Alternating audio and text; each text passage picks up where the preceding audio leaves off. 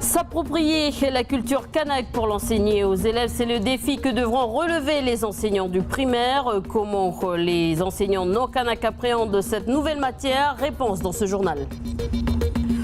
La sécheresse touche le nord depuis 3 mois. Comment les agriculteurs font-ils face? Comment nourrir son bétail quand on n'a plus de foin? Reportage. Connaissez-vous la famille Wallace? Entre le père, le fils et le petit-fils, nous ferons la connaissance de cette dynastie qui gère la fête foraine du chapiteau. C'est la suite de notre feuilleton. Parler de la case, de l'igname ou encore du clan quand on n'est pas soi-même kanak, c'est le défi que doivent relever des centaines d'enseignants au pays. Aujourd'hui, ils étaient près de 300 à suivre un atelier sur les fondamentaux de la culture kanak. La matière est en train de s'installer dans toutes les classes. Regardez ce reportage de Falaï Wedjo qui se passe de commentaires. Avant de prendre la parole, je tiens d'abord à m'abaisser et demander un temps de silence d'abord, de respect pour marquer le geste que je vais porter au nom de l'inspecteur et au nom de l'équipe de circonscription pour les territoires à Sénégal. Tout à l'heure, Maître Jean, que je remercie d'avoir fait ce geste de bonjour, qui est déjà un élément que vous devez appréhender dans cette matinée de formation. On ne commence pas toutes les formations comme ça. Je crois que ce qui est important, c'est de se dire que pour l'enseignement des fondamentaux de la culture kanak, c'est tous les enseignants de la Nouvelle-Calédonie, public, privé, premier, second degré, qui vont s'y atteler progressivement. On ne vous demande pas d'être opérationnel demain, on ne l'est jamais complètement, de toute façon, quelle que soit la discipline d'ailleurs. Moi qui enseigne depuis un certain nombre d'années, je me suis aperçue que les mentalités ont bien évolué et que ce projet qui peut paraître innovateur, eh bien, il a démarré depuis de fort nombreuses années en province Nord, puisque j'ai enseigné 19 ans en province Nord. Il y a des années de cela, c'était un tollé général, je me souviens. Et puis quand on nous avait demandé de faire ça en province Nord, ça avait remué beaucoup d'encre. Et aujourd'hui, je m'aperçois que les choses ont évolué. Donc c'est tant mieux. Je suis ravie. Dans ma langue, on dit Uremeno. C'est le geste que vous avez fait ce matin en arrivant pour honorer les esprits qui sont ici et puis dire que vous faites partie d'un tout. Et que celui qui vous accueille, il était là avant vous, puisqu'il vous accueille. Logique. Et c'est aussi de cette manière-là que je pense aussi interroger la question de l'apprentissage avec nos enfants. Je voulais savoir comment légitimer notre autorité. Est-ce qu'on est en droit, nous, en tant qu'enseignants, de dire, voilà, c'est moi qui transmets le savoir par rapport à la culture kanak, en n'étant pas d'origine kanak? Vous faites le chemin inverse. Le premier cours d'anglais donné par un francophone ou par un français, il n'y a pas de problème. Là, on se place, on n'est plus dans la coutume. On n'est plus dans la coutume, on est dans la relation de l'éducateur. Concernant la légitimité, pour moi, c'est pas un problème. Voilà, parce qu'on est calédonien, on vit sur cette île. Donc déjà, on a le devoir de s'intéresser aux autres. Et puis, à partir du moment où vous faites un pas en avant, vous allez vers les gens, eh bien, il n'y a pas de souci. Vous pouvez partager leur culture, tout comme ils peuvent partager la nôtre. Voilà, c'est donnant-donnant. La Nouvelle-Calédonie, même si on veut enseigner la culture kanak, ou la culture wallisienne, n'importe quelle culture, on continue à coexister. Mais on ne vit pas ensemble. On ne vit toujours pas ensemble. Et notamment la difficulté majeure avec cette culture kanak-là, c'est parce qu'elle est initiative. Donc il faudrait que le kanak soit ouvert pour expliquer les valeurs initiatives de notre culture, pour la rendre compréhensible par d'autres. Et le travail que vous allez faire contribue justement à ce qu'il y ait un partage.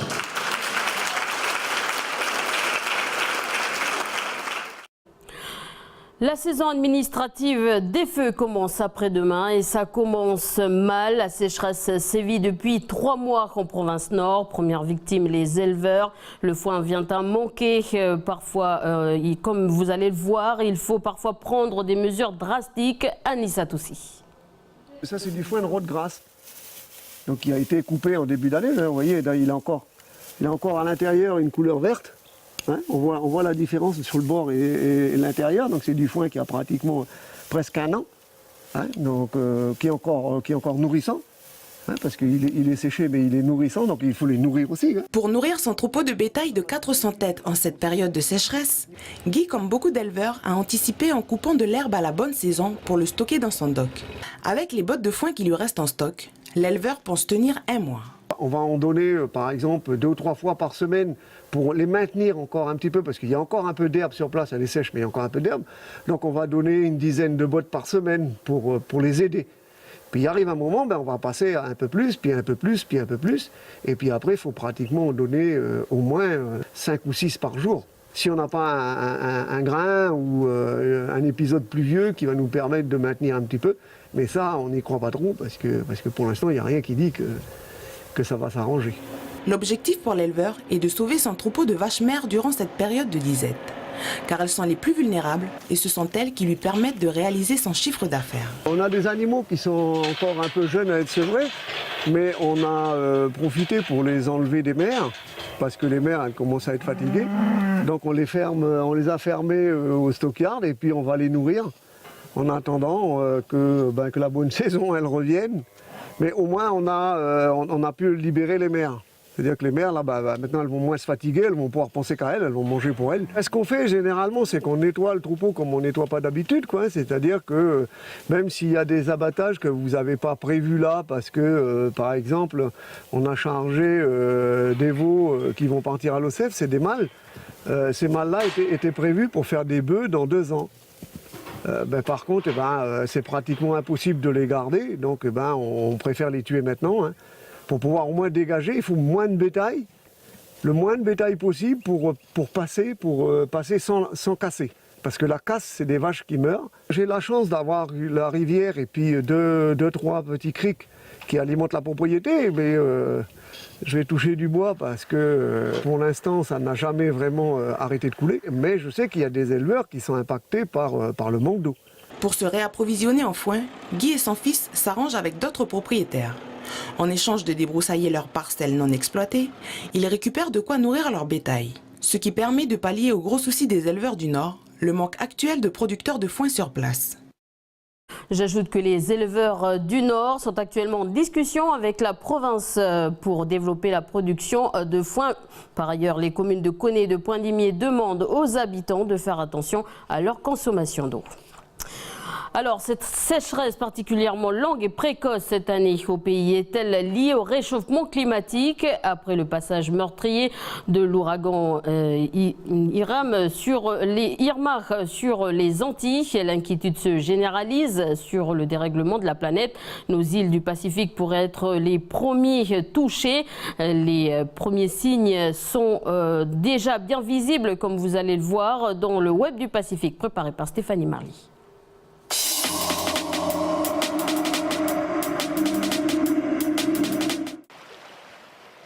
L'une des conséquences du réchauffement climatique est l'augmentation de la température des océans. Celle-ci provoque un phénomène appelé blanchissement. Les îles du Pacifique sont fortement touchées par ce phénomène. À titre d'exemple, nous avons l'Australie, dont plus de 90% des coraux sont touchés par ce blanchissement. Mais également certaines îles des Tuamotu en Polynésie, où 30 à 50% des coraux sont touchés par ce phénomène, selon un communiqué conjoint de la Fondation Tara Expédition et du Centre national de la recherche scientifique. Quant à la Nouvelle-Calédonie, qui, rappelons-le, abrite le 2e plus vaste ensemble corallien au monde, après la Grande Barrière de Corail, et qui dont une majeure partie des coraux avait été blanchis en 2016, eh bien bonne nouvelle, les récifs se portent beaucoup mieux. Des conséquences environnementales mais aussi sociales.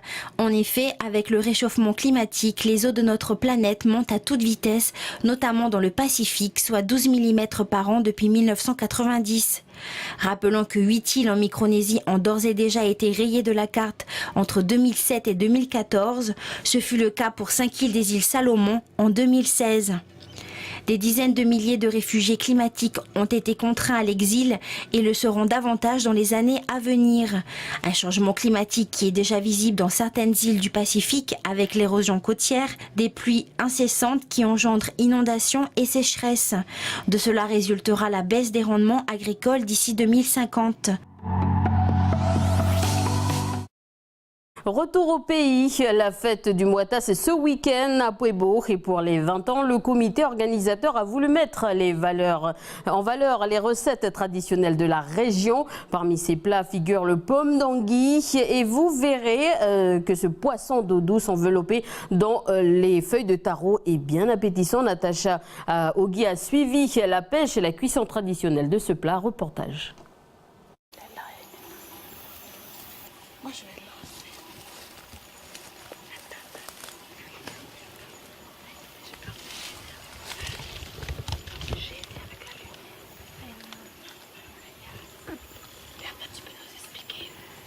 On dirait qu'il a lâché. Il est là, il est là. Voilà, il est là. Allez, le couteau. Il tape sur la queue parce que c'est la force qui est sur la queue. Voilà. Il y en a qui là, il va être tranquille. C'est pas sur la tête. Mais c'est rien, elle est encore après la vie.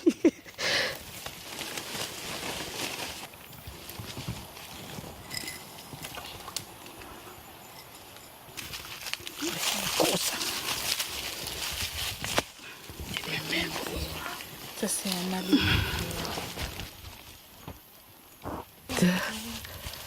Marie a oublié.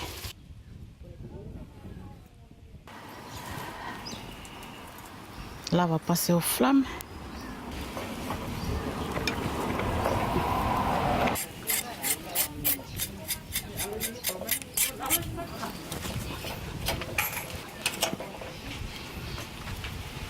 Là, j'ai coupé l'anguille.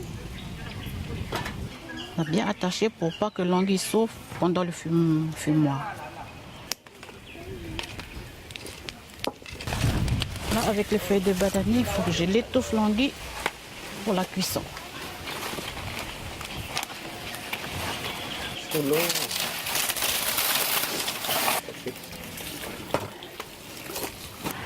Là, on va passer aux pommes.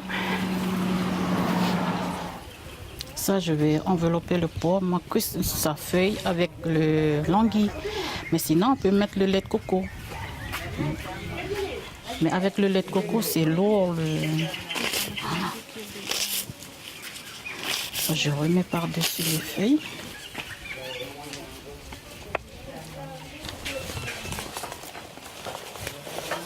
Voilà. Après, la ficelle. Ça fait d'abord attaché. Et je mets les pommes dans la marmite. 2 heures de cuisson. Je vous accompagne en mangeant les fruits. Voilà.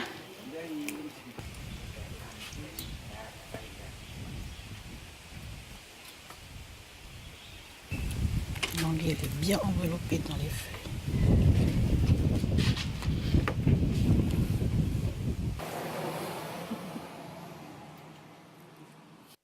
Voilà, et si vous voulez déguster ce plat, vous pouvez aussi vous rendre ce week-end à Puebo.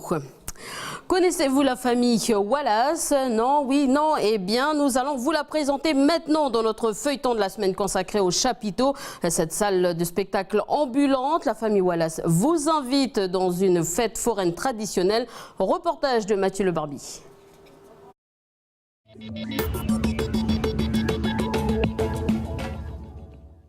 Ça ouvre à 16 h, on se prépare et ça va décoiffer ce soir d'ailleurs. C'est un peu ça la famille Wallace, c'est faire des trucs un peu pas habituels. Cette petite moustache, c'est une vraie, l'arrêt au milieu, c'est une fausse. Et donc dans la famille Wallace, moi je fais le vieux, Willy Wallace, qui emmène sa petite troupe familiale et donc on sillonne la Calédonie avec cette fête foraine déjantée. Donc voilà, mon fils aîné, mastoc à la maillotche, c'est du costaud ça, c'est pas de la gonflette. Il y a du compresseur mais c'est pas de la gonflette. La chaîne en or, ça c'est pour paraître, c'est pas un riche non plus. Et moi costaud. Mais c'est mon fils aîné, lui il y en a là-dedans. Si tu veux t'affronter à lui, tu t'approches et tu vas voir. Lui, là, voilà. Ah. Et c'est Mastoc. Ah ouais, tu vas tout péter avec moi, avec le maillotche. Que je fasse la démonstration. Vas-y. Voilà. Ça, c'est pas de la gnognotte, ça, c'est mon fisson, c'est Mastoc. Il est beau, hein. C'est le petit-fils, ça. Voilà. C'est bon, on y va? On va voir, il y a du monde. Tu vas nous faire la démonstration? Non, je peux pas. L'échelle de la mort, ça vient du Brésil. C'est un jeu international. Le but, vous êtes en bas, vous montez sur l'échelle jusqu'en haut et vous gagnez à l'eau. C'est un peu casse-gueule puisque ça bouge comme ça. Il faut être comme un chat. Mon fils. Sinon, ça marche pas. Voilà. Et bon, ça. Alors ça, le jeu, voilà, on y arrive, on n'y arrive pas, mais c'est un jeu. Ma plus belle, ma seule fille, on lui a piqué ses lunettes, mais c'est pas grave, elle va froncer les sourcils. Elle est là pour vous présenter La Route Sirène, un jeu incroyable. Voilà, le but du jeu, il y a plusieurs personnes, un tireur, une cible, un lanceur, un viseur. Voilà, vous avez posé, ça va super vite, mais allez doué. La Route Sirène. Tout le monde en a marre de donner des pièces aux grosses entreprises et tout ça. Et ben voilà, tous les symboles sont là, vous prenez vos claquettes et vous les dégommez. 3 claquettes, 3 symboles et vous pouvez gagner un magnifique lot. Voilà, Tatane, la pièce rapportée de la famille. Il est avec ma fille. Magnifique lot. Voilà. Vous n'avez pas à gagner, c'est juste pour la présentation. C'est comme la télévision. C'est bon, on peut commencer, j'ai retrouvé mon tablier. Allez,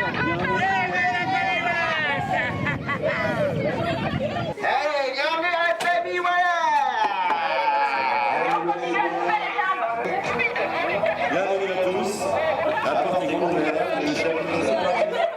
C'est parti pour 3 heures d'animation, des émotions incroyables, de l'empathie, de la Callisto qui est... C'est pas mal ça. L'image de ton mari, tu la mets là. Ah non, ça se fermait. Là. Allez, vas-y. Donne tout ce que tu... Comment il s'appelle ton mari? D'accord, alors en même temps, tu cries très fort. Allez. Cyril. Vas-y, sors un moment. Tu choisis. Du calme, c'est. Ok, allez, c'est derrière. Allez. Madame, monsieur, c'est tout. J'avais pas fait la vaisselle depuis longtemps. C'est peut-être.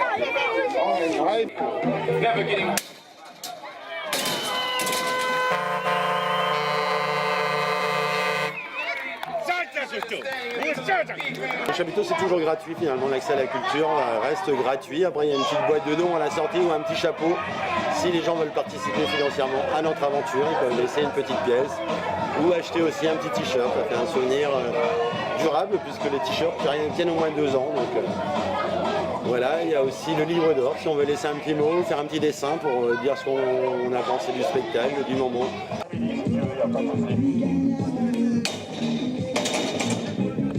Est-ce qu'il y a quelque chose qui t'énerve dans la vie?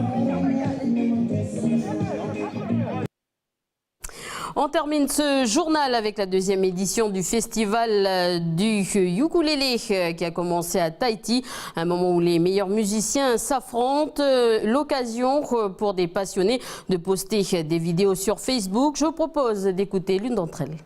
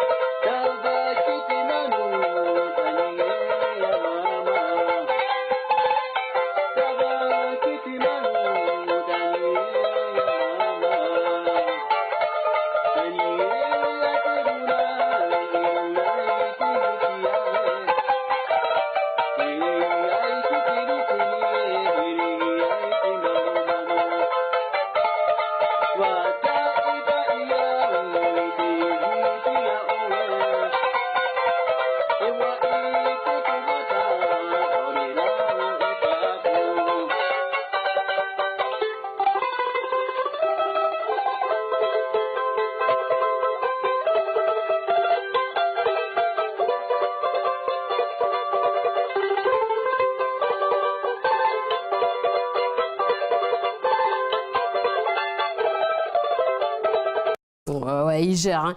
Alors du youk, on va encore en entendre dans notre émission. Bienvenue dans la bande avec le groupe Buluaou, avec notre ami Jamie Waymo. C'est la fin de ce journal. Merci à vous de m'avoir suivi. Bonne soirée à tous.